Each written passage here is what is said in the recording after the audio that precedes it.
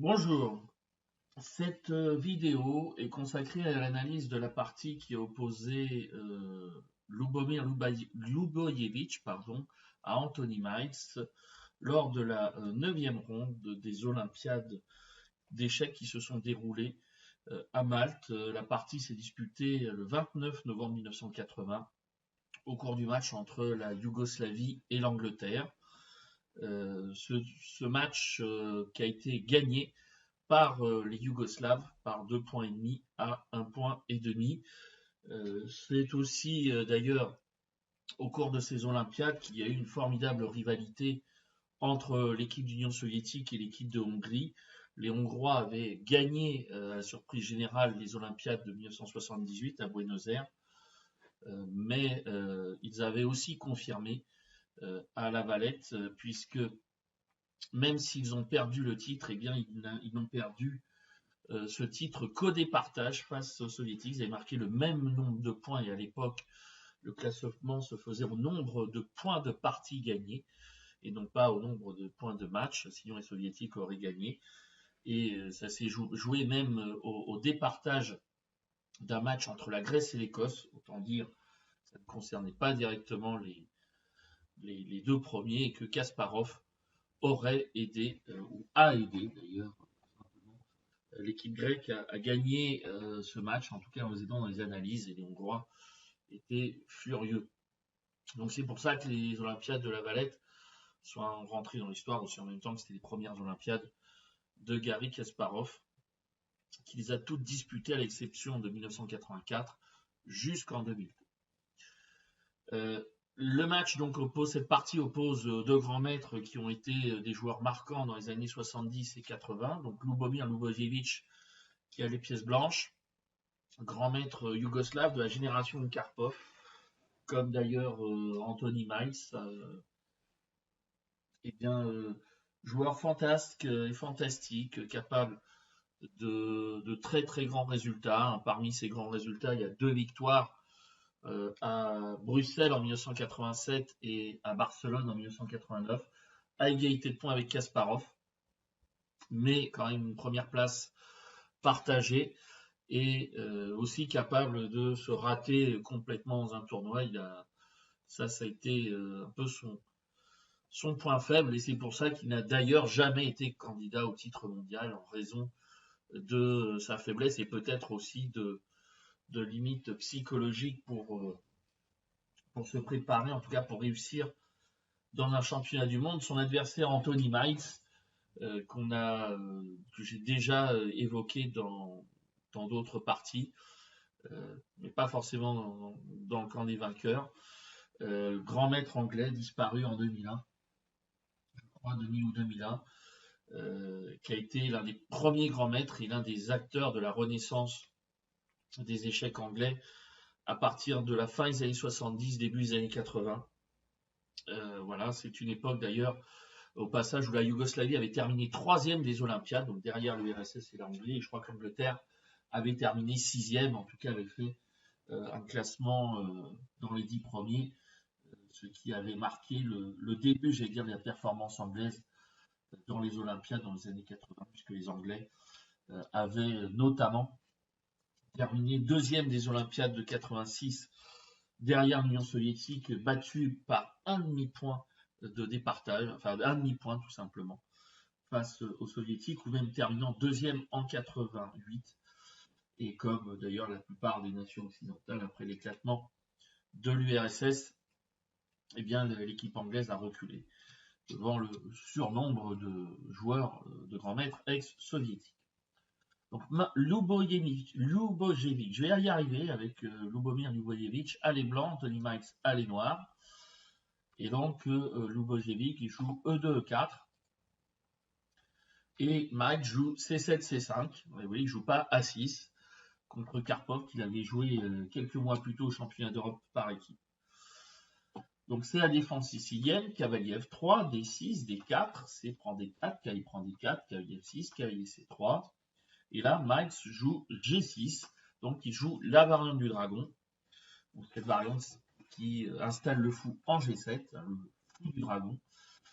Variante agressive que Miles utilisait de temps en temps. C'est un joueur qui a joué des ouvertures très variées, mais qui correspondait à son style, on va dire, très éclectique, très original, où il était capable de jouer à peu près tout, y compris des lignes qui pouvaient être hyper tendues. Et là, en plus, on est dans une ligne hyper théorique, ce qui n'était pas forcément toujours le choix de Miles. Aujourd'hui, à plus haut niveau, la défense du Dragon, la variante du Dragon a disparu au plus haut niveau. Carlsen l'a joué au début de sa carrière, Kasparov l'a joué en championnat du monde pour déstabiliser la Dande, mais je pense que les analyses aujourd'hui ont démontré que la ligne principale qu'on va voir tourne à l'avantage des Blancs. Par contre, si vous jouez un niveau amateur, elle est tout à fait jouable, évidemment. Il faut évidemment assimiler des quantités de théorie et comprendre aussi la position parce que c'est très compliqué, très très compliqué. D'ailleurs, les Blancs vont jouer la variante principale, qui est l'attaque Roser, voilà, où les Blancs donc, préparent une attaque contre le Roc. Fou E3, Fou G7. À noter que si on joue cavalier G4, il y a Fou B5 échec, qui coûte tout simplement une pièce, puisque si les Noirs interposent le Fou, en tout cas l'échec avec une pièce, eh bien, il y a Dame prend G4 qui gagne. Et sur cavalier C6, évidemment, on prend en C6. Sur cavalier C6, eh bien, on peut jouer cavalier prend C6. En E3, évidemment, il y a l'échec d'abord qui fait qu'on gagne la dame. Donc attention quand même. On trouve cette ligne dans la variante Najdorf, mais vous remplacez le coup G6 par un 6. Et là, évidemment, il n'y a plus fou B5. Donc fou G7. F3, donc protège à la fois le pion E4, mais prépare la poussée des pions vers les droits. Cavalier C6, dame D2, petit roc. Fou C4. Fou D7. H4. Donc là, les blancs ne font pas le grand roc. Ils poussent le pion. Alors, ça peut être une question d'inversion de coups, mais sur grand roc, les noirs peuvent avoir des options comme dame A5. Là, ils ne jouent pas tout de suite, ils ne font pas tout de suite le grand roc. Ils attaquent, de toute façon, c'est le plan. Et les noirs, de toute façon, n'ont pas forcément mieux que le prochain coup. Donc, C8, fou B3. Faut faire attention parce qu'il y a cavalier prend D4 qui menace, hein, et sur dame prend D4, il y a cavalier G4 et en fait la dame se retrouve surchargée par la défense des deux fous et en fait les noirs gagnent du matériel. Donc il faut jouer fou B3. Et là on est à un premier point critique de la partie. Alors j'avais déjà sur une vidéo que j'avais fait sur un autre site analysé la partie Karpov-Korchnoi. Donc déjà analysé cette variante. Korchnoi a joué cavalier E5 avec l'idée de jouer cavalier C4. On a pendant un moment considéré que c'était plus très bon, mais en fait les noirs ont aussi du jeu, mais là c'est effectivement extrêmement compliqué. Voilà, si vous jouez à Sicilian Dragon, il va falloir assimiler des tonnes de théorie, pas simple. Mais du coup, après justement la victoire de Karpov contre Korchnoi dans le match des candidats en 74, eh bien, on a analysé le coup H5, qui est un coup paradoxal parce qu'on affaiblit le roc, mais qui en fait ralentit l'attaque contre le roc, surtout que les blancs sacrifient le pion H pour ouvrir la colonne, hein, comme disait Fischer, hein, qui considérait que le dragon était une mauvaise ouverture. Je sacrifie, j'échange le fou et je mate. Voilà. Donc H5 en fait, ici on joue G4 par exemple, on ne prend pas tout simplement, enfin pas toujours. Et si on joue G4, eh bien on maintient la position et les blancs, s'il n'y a pas de prise, eh bien s'ils poussent, ils n'ouvrent plus les lignes comme ça. Et s'ils jouent G prend H5, il y a cavalier prend H5 qui maintient la colonne H ferme. Donc grand roc, cavalier E5. Donc là on est vraiment dans les suites qui sont déjà connues. Et là, les blancs jouent fou G5. Alors, il y a aussi l'idée fou H6 qui donc échange le fou prend, dame prend, et là le sacrifice de qualité, B prend, est thématique. Là, soit on joue dame C7, soit on joue dame A5. Alors, je ne m'attarderai pas sur quelque chose que je ne connais pas, mais c'est extrêmement compliqué. Les noirs ont des compensations, mais il faut savoir jouer quand même la position quand vous avez les noirs, parce que c'est pas si simple que ça. Mais en tout cas, il y a du contre-jeu. Ce qui est clair, c'est que les noirs, pendant un moment, peuvent espérer jouer la partie. L'autre coup, c'est fou G5. Alors, quelle peut être l'idée de fou G5? Ça peut être aussi de faire pression sur la diagonale H4 D8, notamment contre le pion E5, et pourquoi pas essayer de jouer cavalier D5, d'échanger le cavalier, d'échanger le cavalier, enfin voilà. Donc ça peut être aussi l'idée d'éliminer le cavalier F6, qui est un élément clé de la défense noire sur le roc, parce que je vous ai dit que quand on joue G4, sur G prend H5, si le cavalier reprend H5, il bloque le pion H. Donc ça peut être aussi une des idées, c'est de jouer à la fois sur la diagonale H4 D8, mais aussi d'échanger le cavalier F6, et même vous avez des lignes où les blancs échangent le fou contre le cavalier. Alors, ça paraît bizarre parce que le cavalier, le fou de case noire reste chez les noirs, mais il peut y avoir cavalier D5. Il peut y avoir des choses là qui sont intéressantes. Alors là, on a cherché beaucoup de solutions, beaucoup d'idées. Par exemple, si on joue dame A5, on joue roi B1, et là l'idée par exemple c'est justement fou prend F6, cavalier D5, dame prend D2, cavalier prend F6, prend F6, tour prend D2, et là vous voyez que l'avantage positionnel est du côté des blancs parce que le pion D6 est faible, et que donc il y a une structure qui a éclaté, donc c'est pas évident. Certains proposaient aussi tour E8 pour défendre éventuellement le pion E7 quand la dame va s'en aller, mais le meilleur coup est considéré, je crois, c'est tour C5, qui permet de défendre la cinquième rangée, et notamment le pion H le cas échéant, mais aussi qui permet, pourquoi pas, de jouer B5. Donc de lancer le contre-jeu à l'aile dame. Voilà, tour C5, c'est une suite qui améliore le jeu des noirs, et ça c'était déjà connu. Et là vous avez également beaucoup de coups du côté des blancs. On a roi B1, on a tour H1, on a G4, on a plein d'autres suites. Et Lubojevic joue F4, qui est une suite très agressive, qu'on chasse le cavalier de la bonne case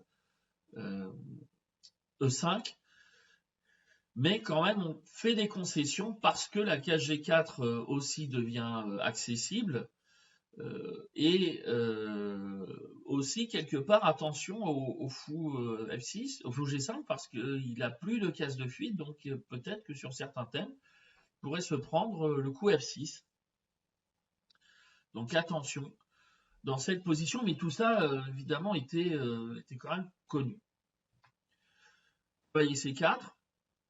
Alors si le fou était en E3, je dirais il faut prendre C4, mais là, Lubojevic joue dame D3, et là les noirs jouent B5. Donc protège. Et là ici, ce qu'il faut bien comprendre, c'est que tactiquement, ça peut être très dangereux. Cavalier prend B5, cavalier prend B5, cavalier prend B5, cavalier prend B2, roi prend B2, cavalier prend E4, échec. Et là, on peut avoir ce genre de suite qui peut être, après roi B1, donne des possibilités aux noirs. Et en l'occurrence ici, cavalier F2 gagne la qualité. Et en plus, il ne faut pas oublier que le cavalier B5 est quand même dans une situation un petit peu fragile. Donc là, ça peut aller mal.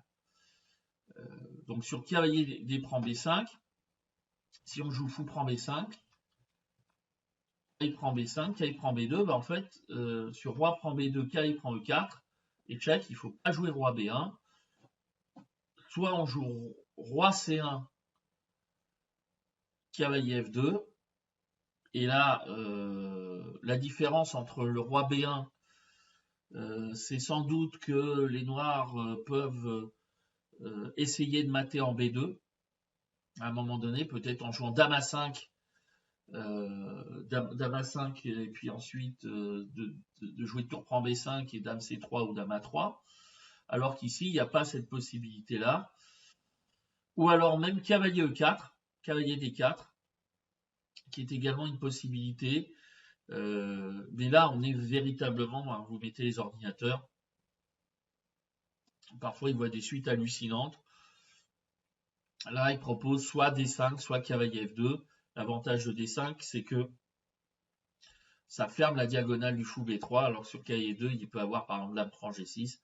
Enfin voilà, donc c'est des choses absolument ahurissantes. Et sur cavalier D prend B5, peut-être le meilleur coup, c'est de prendre d'abord en B2, roi prend B2, cavalier prend E4. Et là, sur dame prend E4, eh bien, on peut jouer prend B5 ou fou prend B5 avec beaucoup de complications, mais peut-être aussi une ligne forcée. Souvent, des lignes comme ça amènent à des simplifications rapides. Mais en fait, ici, la ligne est considérée comme avantageuse pour les blancs parce que Lubojevic joue 5. C'est le coup qu'il joue. Et là, ça paraît très fort. Pourquoi ça paraît très fort? Là, parce que si on joue D prend E5, là, il peut y avoir fou prend F6, fou prend F6, cavalier D prend B5. Et là, il y a une chose qu'il faut voir, c'est qu'attention, sur fou prend B5, il y a dame prend D8. Si on joue cavalier prend B2, roi prend B2, prend F4, dans la même ligne, on joue roi C1. Et là, là où effectivement il y a un problème pour les noirs, c'est que la colonne D est ouverte et que la dame va se retrouver attaquée 2 fois et défendue 1 fois. Donc ce qui fait que là, les blancs peuvent empocher une tour dans l'affaire, ils peuvent empocher une qualité même, mais donc ça ne marche pas. C'est une ligne auquel il faut faire très très attention. Cette ligne-là, E5 paraît très forte. Alors, si on regarde, donc il y a des suites qui sont données, les ordinateurs ont chacun leurs idées. Par exemple, dit dame C8, l'idée de dame C8, c'est de placer la dame sur la colonne C pour avoir un contre-jeu. D'ailleurs, au passage, si les blancs jouent E prend F6, il y a E prend F6. Et comme je vous l'ai dit tout à l'heure, c'est un des motifs qui fait qu'il faut faire attention quand même au fou, parce que le fou en G5 n'a plus de case de fuite. Mais E5 veut ouvrir la colonne D, ou en tout cas affaiblir la structure de pion en prenant en D6. Donc Miles joue cavalier G4. Cavalier G4, et là, ici, qu'est-ce qu'on peut jouer? Ben, sur E prend D6, eh bien, les noirs peuvent jouer cavalier prend D6. Alors, et sur dame prend G6, attention à cavalier C4. Et en fait, ici, vous avez tout un tas de lignes que je vous laisse examiner qui semblent dire, en fait, dans cette position qui devient tactiquement complètement surréaliste, eh bien, les noirs s'en sortent. Ça finit par la nulle forcée. Par exemple, dame prend H5, cavalier F2, F5, cavalier prend H1, dame G4. Et là, on joue a priori dame C7. Ça permet de menacer d'aller en G3, cavalier E4, cavalier F2, on rend le cavalier, mais après cavalier prend, fou prend F5, cavalier prend F5, fou prend B2, échec, roi B1, cavalier A3, roi prend B2, prend C2, échec. On ne prend pas la tour puisqu'elle fait fou prend C2, roi prend C2, roi A3, dame prend C3 mat. Donc après tour prend C2, eh bien il y a roi prend A3, et là on joue dame A5, échec, menace dame C3 sur fou A4. Bah là on peut faire nul par dame C3, échec. Et puis voilà, c'est tout. Sur B prend A4, Là, le problème, c'est que sur B prend A4, il y a fou F6 échec, fou prend E7 ou fou H6, sur fou F6, il y a mat. Donc, il faut jouer dame C3, fou B3, dame A5, voilà des lignes. Alors, il y a d'autres suites aussi, complètement surréalistes après E prend D6. Il y a une ligne quand même qui est critique, c'est F6. Pourquoi elle est critique? Parce que là, les noirs, finalement, vont gagner une pièce. Sauf que là, on continue par... on continue par quoi? À part cavalier, on prend en B5. A priori, le meilleur coup, c'est cavalier C prend B5. Pardon, cavalier prend B5. Alors, attention, parce que là, il y a quand même un problème, c'est qu'F6 a un énorme inconvénient. C'est l'ouverture de la diagonale du fou B3. Et que si on joue F prend G5, et bien là, vous avez fou prend C4 échec, tour prend C4, dame prend C4 échec, roi H7, et H prend G5. Et là, en fait, là, la position explose littéralement. Si vous jouez fou H, roi H7 tout de suite, eh bien, vous avez H prend G5, et en plus, on menace tour prend H5 échec, qui tout simplement va gagner. En plus, il y a des coups comme cavalier E6. Voilà, c'est une horreur. C'est considéré comme étant crevé pour le noir. Donc E prend D6 était le coup critique, mais quand même, lorsqu'on met les ordinateurs, ils considèrent un autre coup qui paraît très fort, c'est cavalier E4. Ça paraît très fort, en effet, parce que alors là, ça attaque la tour, ça menace E prend D6. Il peut y avoir véritablement des thèmes, et en plus, donc ça se passe quelque chose. Mais en fait, les deux joueurs avaient joué cette position quelques mois plus tôt à l'international de Riga. Et donc là, c'est ça le secret de la partie, c'est que les deux joueurs s'étaient déjà affrontés dans cette position complètement dingue. Et Miles avait joué cavalier pour D5, Lubojevic a joué cavalier prend D6, cavalier prend E5, cavalier G4 prend E5, prend E5, cavalier prend E5. Et là, Miles avait Lubojevic qui avait joué fou prend D5. Mais après, cavalier prend D3 échec, donc il sacrifie la dame, prend D3, dame B6, fou prend E7, fou prend D4, pour F1, dame C5, fou prend D8, dame prend D5. Et bien là, la position était équilibrée. Et là, il fallait jouer tour F4. Et Lubojevic avait joué tour prend F7. Mais après, fou F5, s'était fait piéger par ce coup-là. Et bien, après cavalier prend F5, roi prend F7, cavalier prend D4, roi prend F8, il s'est retrouvé dans une finale où la tour et le cavalier et le pion supplémentaire n'étaient pas suffisants face à la dame. Et par exemple, ici, il y avait G3, dame prend A2, donc il avait même perdu son pion supplémentaire. Et il avait fini, donc, et Miles avait fini par l'emporter. Donc là, c'était vraiment une position très très forte. Mais à noter que dans la ligne dans la partie que j'ai indiquée, donc on revient sur tour D5, cavalier prend D6, cavalier G, F prend, cavalier prend, dame G3 semblait meilleur puisque après tour prend D6, fou F4, tour prend, cavalier C4, fou prend C4. Et bien là, il ne faut pas jouer fou prend D4 parce qu'il y a dame prend G6 échec. Mais sur B prend C4, il y a aussi fou E5. Et en fait, les blancs restent avec l'avantage de la qualité. Même si les noirs ont un pion de plus, ça reste quand même un avantage. Voilà donc cette partie complètement folle. Donc deux joueurs finalement qui se sont affrontés depuis un moment sur cette ligne. Donc qui commence par cavalier G4 et cavalier E4.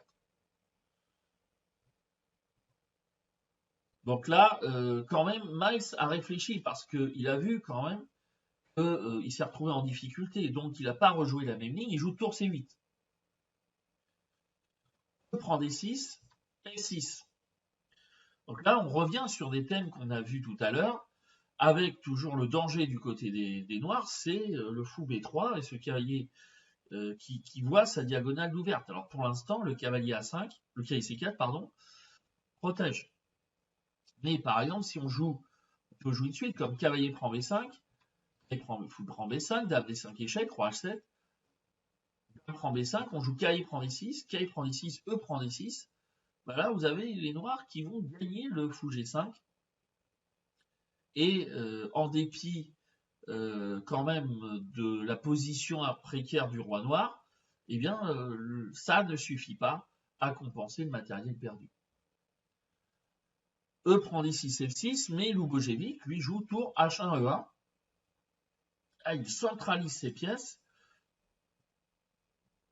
Et là, on a l'impression quand même qu'il y a le feu dans la maison noire. Il y a des trous un peu partout. On a parlé de la diagonale à 2G8, mais même si le fou G5 est en prise, eh bien, vous avez plein de pièces qui sont à l'attaque. Le pion en D6 qui est là. Sur E prend D6, il y a cavalier prend D6. Enfin voilà, donc c'est compliqué. Et si les noirs jouent F prend G5, et bien là, on peut jouer cavalier prend G5 et on menace D prend E7 avec la fourchette dame tour, dame prend G6 et ça fait beaucoup. Donc là, ça paraît compliqué. E prend D6, dame prend G6, cavalier F6 et quand même une menace de mat en H7, cavalier E6,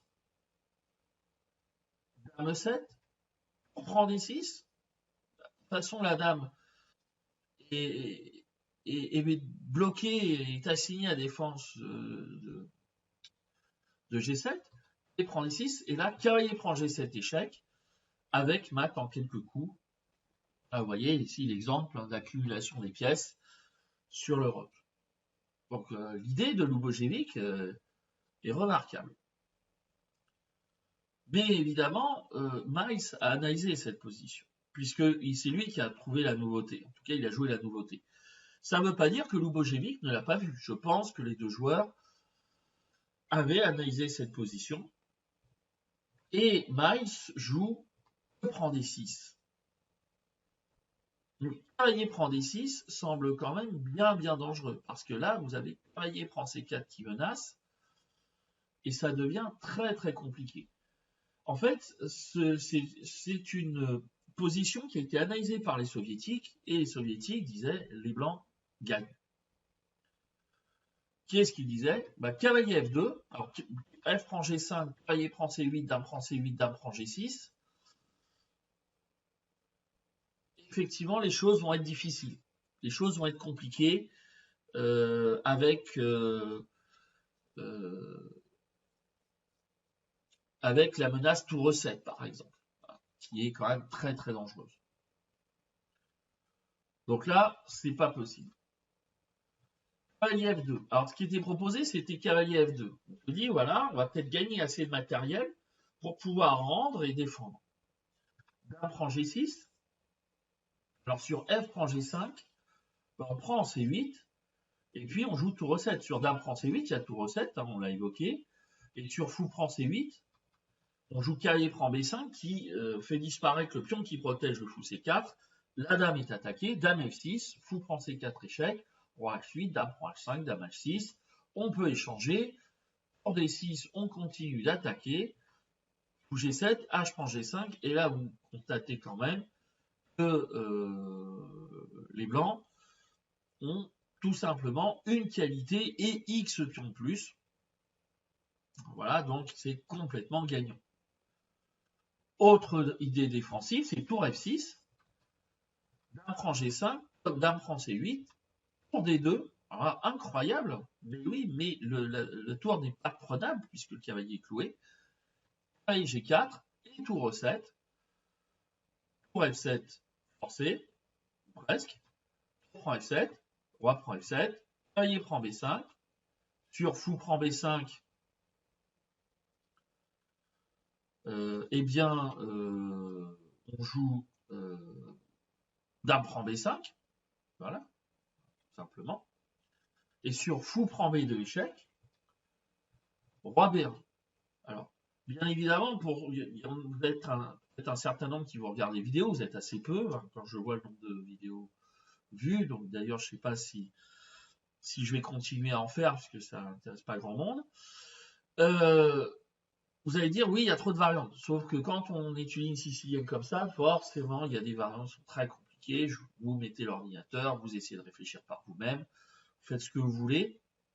Mais en tout cas, vous voyez que là, ce sont des analyses qui ont été faites aussi par des grands maîtres il y a très longtemps.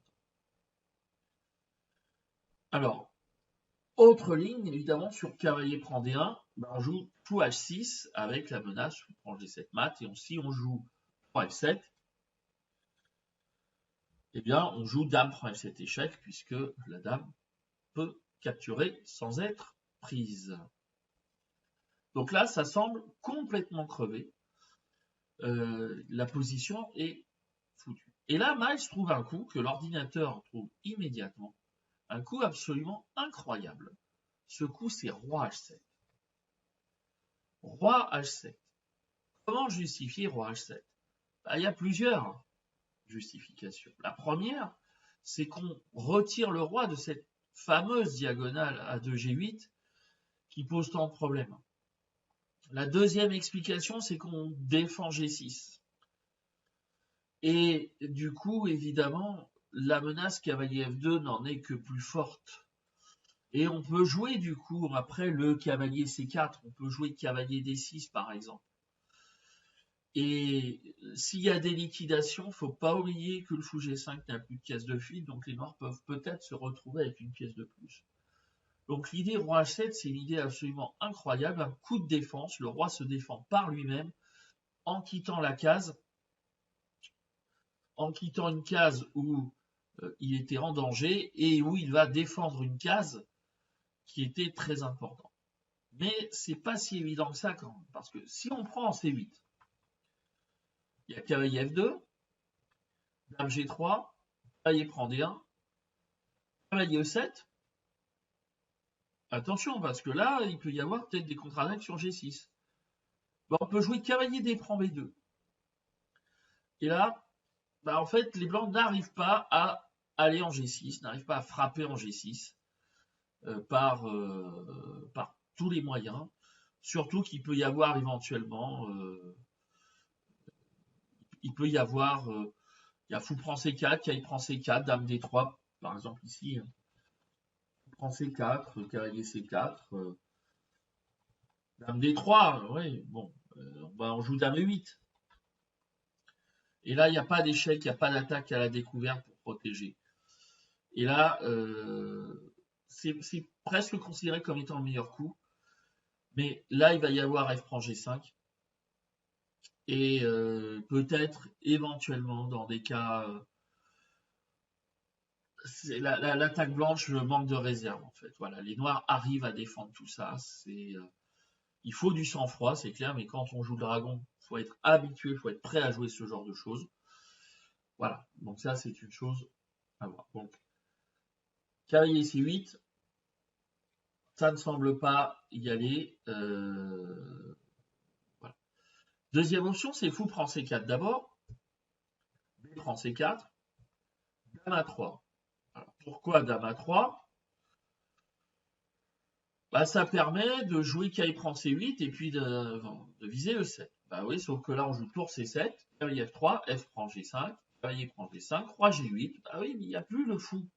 Donc, le roi peut revenir sur cette case. Dame A5, cavalier F6, cavalier F5. Une façon de dire G prend F5, cavalier E6, dame C8. Les noirs vont lâcher une tour, mais regardez quand même ce qu'ils ont en plus. Ils ont tour et deux pièces mineures en plus. Ils ont deux pièces mineures en plus. Donc, s'ils lâchent une tour, il y a tour pour deux pièces. Mais c'est encore la meilleure solution. Sur cavalier F5, voilà. Donc, sur dame A5, c'est pas mal. Donc, ça, c'était aussi à trouver. À noter que sur B fou prend C4, B prend C4, dame F3, il y a peut-être meilleur c'est considéré comme étant dans cette position l'une des meilleures suites. Les noirs peuvent jouer dame B6, et prend C8, fou prend C8, tour E7, F prend G5, H prend G5, et roi H8. Et là, bon, les noirs ont l'avantage matériel, mais c'est pas joué, il n'y a rien de joué. Ça reste très tendu.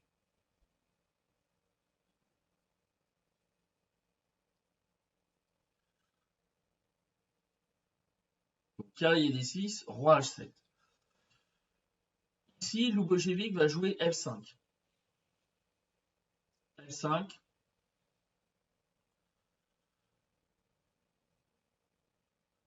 Il a une suite intéressante, c'est je vais ouvrir la diagonale D3, H7. C'est une suite qui est très ingénieuse.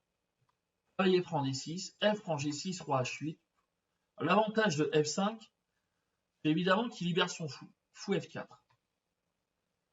Et là, on se dit, ça y est, les blancs ont peut-être trouvé des solutions à leurs problèmes. Menace cavalier E6, par exemple. Voilà, quelque chose comme ça. Ça va bien se passer. Mais faut pas oublier quand même qu'ils ont une pièce de moins. Ils ont investi une pièce. Ça, c'est quelque chose qu'il ne faut pas noter. Et là, Max joue cavalier E5.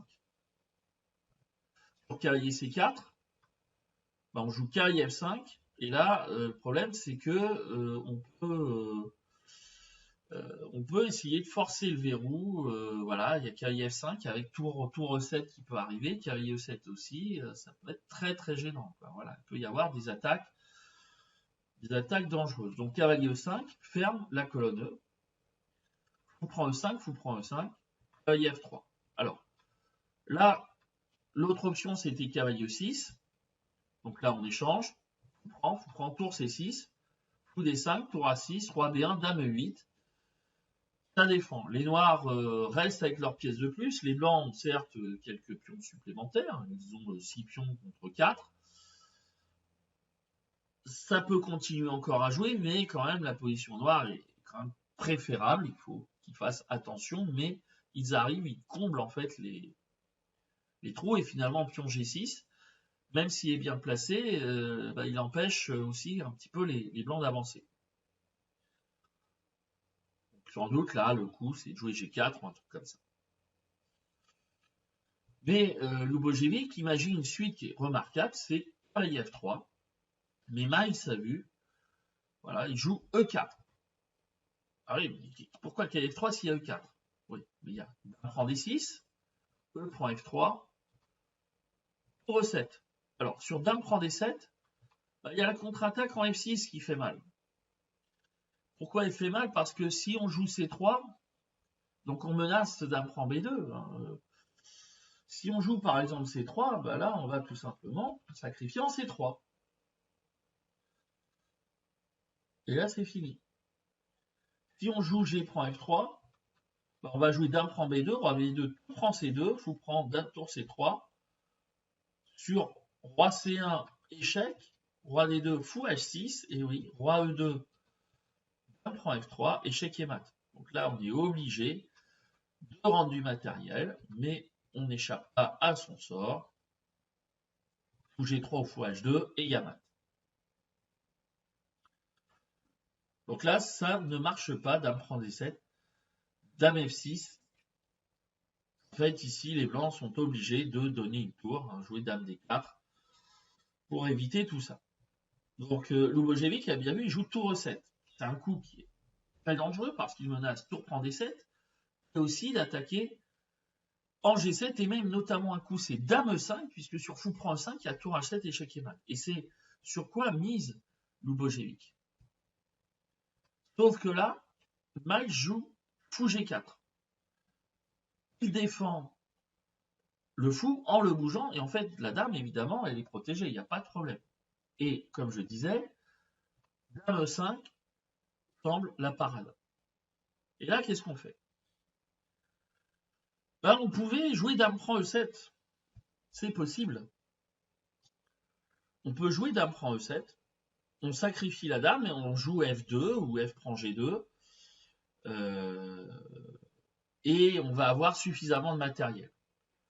Mais Miles va trouver un coup encore plus fort, un coup forçant, et tout simplement un coup qui mène au mat. Hein, les ordinateurs le disent. Ce coup, c'est dame prend D1 échec.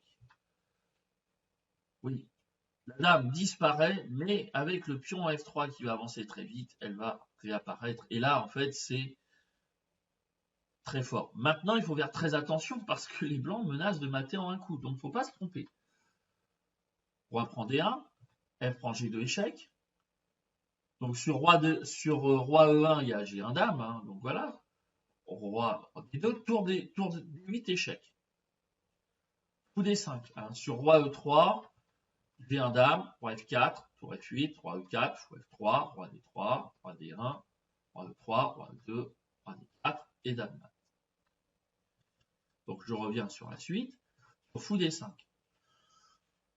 Qu'est-ce qui se passe? Eh bien, Miles va jouer tour prend D5 échec. Et Lubojevic abandonne. Pourquoi? Parce que l'idée de tour prend D5, c'est d'avoir le temps de faire la promotion sans être menacé de mat en G7. Donc on dévie la dame. Et après dame prend D5, G1 dame. Et là, on peut plus, évidemment, en plus, on se débarrasse du fou qui contrôle G8.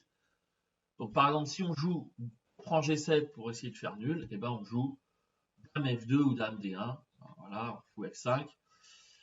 Et ce sont les blancs qui sont matés. Voilà donc la fin de la partie.